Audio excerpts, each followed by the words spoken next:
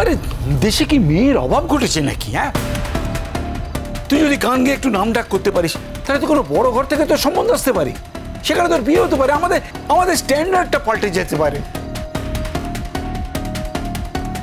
কার কথা বলছো বলো তো তুমি? মানে আমি বুঝতে পারছি না তোমাদের মাথায় কার কথা চলছে। একটু পরিষ্কার করে বলে দিলে আমার খুব সুবিধা হয়। আমাদের তো মনে হয় যে চড়ুই তোকে ভালোবাসে। ব্যাস ব্যাস ব্যাস, আর কথা বাড়াস না, এখানেই থেমে যা। দেখ দিদি, স্ট্যান্ডার্ড যদি নিজেদের বদলাতে হয় নিজেদের ক্ষমতায় বদলাতে হবে। অন্য কেউ এসে স্ট্যান্ডার্ড বদলে দেবে, সেটা তোদের কাছে লজ্জার না হতে পারে, আমার কাছে কিন্তু সেটা ভীষণ লজ্জা। আর একটা কথা কান খুলে শুনে রাখ, চড়ুইকে নিয়ে আমি এইসব ভাবি না, ভাববো না। না না, সে কথা নয়। আমার কি মনে হচ্ছে জানিস তো, মেয়েটা কিন্তু খুব সরল সোজা আর কি, মানে কোনো অহংকার নেই।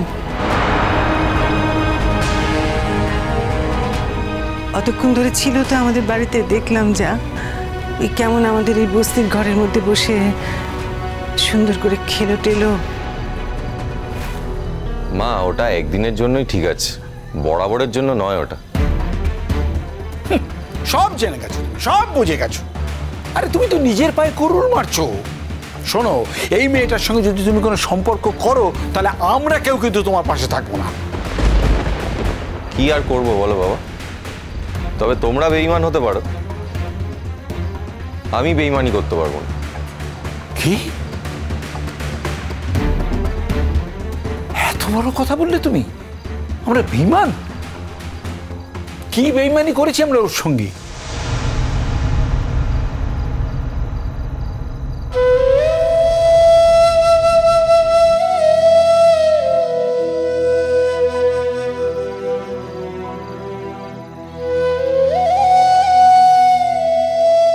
তোমার যদি সাদা মনে কাদা না থাকতো তুমি তো একাই এখানে আসতে পারতে।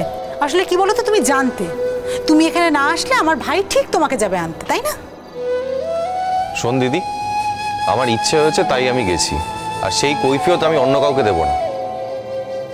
আর তোরা সবাই ওকে কেন প্রশ্ন করছিস? ওর কি দোষ? আমি ওকে নিয়ে এসেছি, আর শুধু তাই নয়, আমি ওকে জোর করে নিয়ে এসেছি। ও এখানে আসতে চাইছিল না। মা, শান্তির জলটা আমি আর ফুলঝুরি একসঙ্গে নেব, তাই আমি ফুলঝুরিকে ডাকতে গেছিলাম। মানে শান্তির জলটা ও নিক সেটা আমি চেয়েছিলাম, তুমি তো আর বারবার করে শান্তির জল দিতে না। কাজেই ও যদি না আসতো শান্তির জলটাও পেতো না, তাই ওকে আনতে গেছিলাম আমি।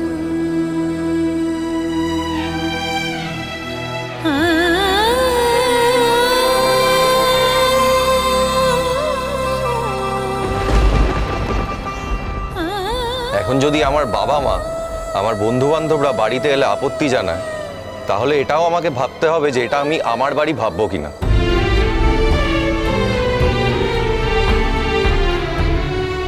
কি বললে তুমি?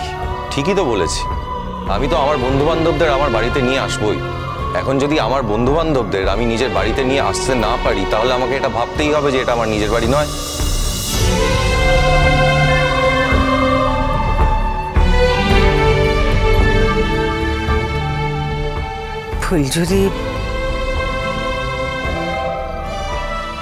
ফুলঝুরি বুঝি তোর বন্ধু?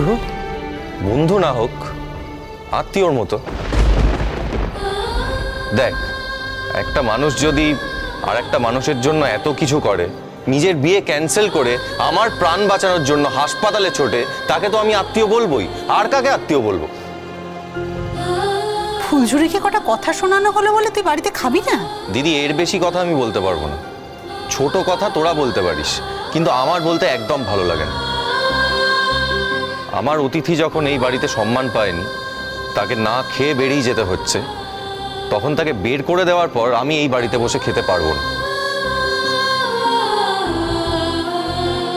কে তোমার অতিথি? কেন? তুমি আমার অতিথি হতে পারো, ফুলঝুরি আমার অতিথি হতে পারে না? কিছুতেই বুঝতে পারছো না। এরপর ভেঙে ভেঙে বানান করে বলে দিলেও বুঝতে পারবে না। আসলে কি হয়েছে বলো তো? চড়ুইকে দেখে তোমাদের চোখে তোমাদের মনে চমক লেগেছে। তোমরা নিজেদের স্ট্যান্ডার্ডটা ভুলে যাচ্ছ। তোমরা ধরে বসে আছো যে আমি বড় গায়ক হয়ে গেছি। হইনি কিন্তু। একটা প্রোগ্রাম করে বড় গায়ক হওয়া যায় না। একটা প্রোগ্রামের টাকায় সারা জীবন চলে না। শেষ কথা হলো দর্শক। আজকে যদি দর্শকের আমার গান পছন্দ হয় তবেই আমার গান সফল হবে। আর একটা কথা জেনে রাখো, আমি নিজের স্ট্যান্ডার্ড বদলাতে চাই না। আমি যেরম আছি সেরমই থাকবো। আমার পক্ষে যেটা সম্ভব আমি সেইটুকুই করব। কি সম্ভব? কি কি করতে চাইছিস কি তুই আসলে? না তুই পরিষ্কার করে বল না, আমাদের সবাইকে পরিষ্কার করে বল যে তুই ঠিক কি করতে চাইছিস, বল। আমি আপাতত কিছুই করতে চাইছি না। এখন আমার মাথায় কিছুই নেই। হ্যাঁ, ফুলঝুরি নিজের বিয়ে ভেঙে ফেলেছে, তাই ওর বাবা মা ওকে বাড়ি থেকে তাড়িয়ে দিয়েছে। ওর এখন থাকার কোনো ঘর নেই, ও দিদাদের বাড়িতে থাকে। আর দিদাদের বাড়িতে অনেকেই চায় না ও রাত্রে ওখানে থাকুক।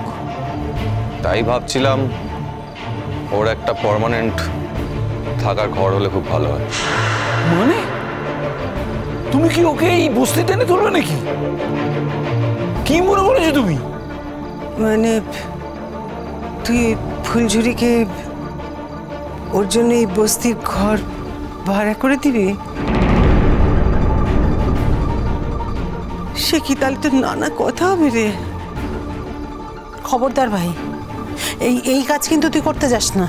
আমি কি সেটা বলেছি যে এই বস্তিতে ঘর ভাড়া করে দেবো ওকে? আমি কিন্তু সেটা বলিনি। আমি কিছুই বলিনি। আমাকে কোনো কথা বলার সুযোগই দিচ্ছ না তোমরা। খালি তোমরাই কথা বলে যাচ্ছ। আমি বলছিলাম যে বস্তির অন্য কোনো ঘরে নয়, ও আমাদের ঘরে এসেই থাকবে।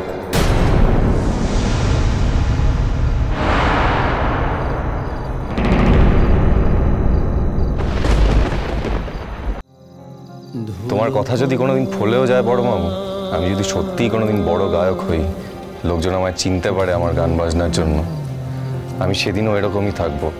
আর সেদিনও আমি মাথায় রাখবো যে চড়ুই নয়, ফুলঝুরি আমাকে প্রাণে বাঁচিয়েছিল। আর আমি এটাও মনে রাখবো, যেদিন আমার অ্যাক্সিডেন্ট হয়েছিল সেদিন আর কারোর ওপর ভরসা না করে নিজের আশীর্বাদ ক্যান্সেল করে ফুলঝুরি আর তুমি দুজনে মিলে আমাকে হাসপাতালে ভর্তি করে এসেছিলে। কি বললে তুমি? কি বলছিস তুই? তোর মুখে কিচ্ছু আটকাচ্ছে না?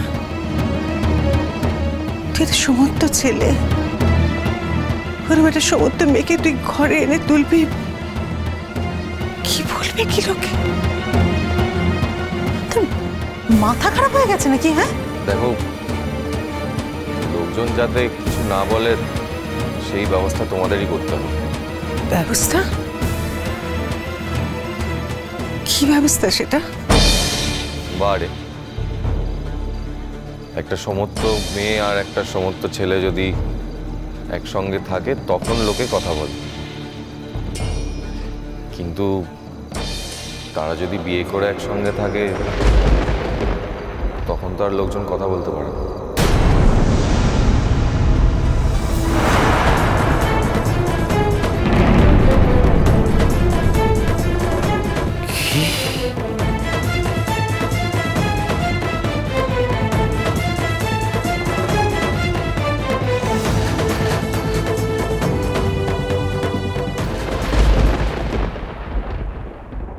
তোর মতো মেয়ের সঙ্গে লালনের বিয়ে ওরা কোনোদিনই দেবে না। ওরা মনে করে ওরা ওর জন্য, মানে লালনের জন্য অনেক ভালো মেয়ে পেতে পারে। আর লালন যদি একবার নিজের পায়ে দাঁড়িয়ে যায় না, তাহলে আমাদের মতো ঘরের মেয়ের সঙ্গেই ওর কিন্তু বিয়েটা হবে।